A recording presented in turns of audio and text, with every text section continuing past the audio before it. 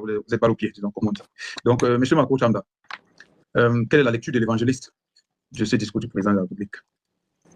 Bon, en ce qui me concerne, la première chose que j'ai envie de mentionner ici, c'est un passage biblique qui dit que si l'Éternel ne bâtit la maison, ceux qui la bâtissent travaillent en vain. Si l'Éternel ne garde la ville, celui qui la garde en vain.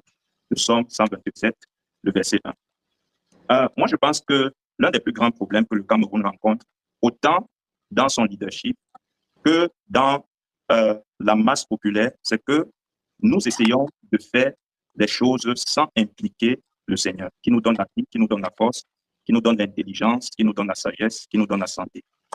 Je pense que Dieu a donné naturellement aux hommes la capacité de faire des choses, mais il est encore celui-là qui connaît là où il veut nous amener. En ce qui concerne le discours du président de la République, je dirais que j'ai pris acte. J'ai pris acte. Pourquoi est-ce que je dis j'ai pris acte? Déjà parce que je ne pense pas qu'on bâtit une nation par des discours.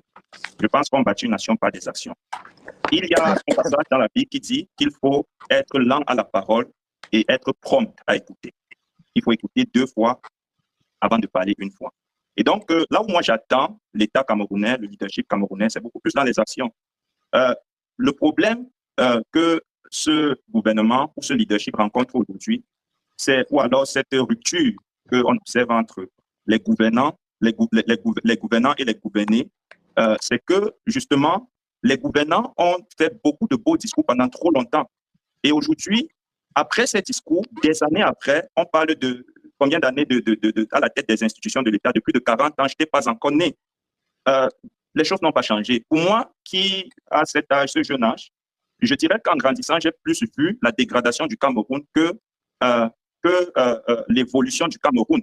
Moi, personnellement, et je suis passé ici, je suis un homme qui marche selon les voies de Dieu. Et une chose que la Bible dit et martèle et répète, c'est que nous devons respecter les institutions, nous devons respecter les autorités et nous devons prier pour eux. Dieu m'a appelé comme intercesseur à prier pour le Cameroun en 2016. Monsieur Ndjitou, vous me connaissez et vous connaissez comment est-ce que j'ai commencé. J'ai commencé auprès de vous. Depuis 2016 jusqu'à aujourd'hui, je n'ai jamais cessé de prier pour cette nation. Mais il n'en demeure pas moins que je suis un homme et j'ai besoin de pouvoir gagner mon pain quotidien aisément. J'ai besoin de pouvoir voir ma famille gagner son pain quotidien aisément, se soigner et voilà tout ce qui résume la vie, n'est-ce pas, quotidien d'un homme. Merci. Merci bien, M. Marco Chanda, pour cette intervention.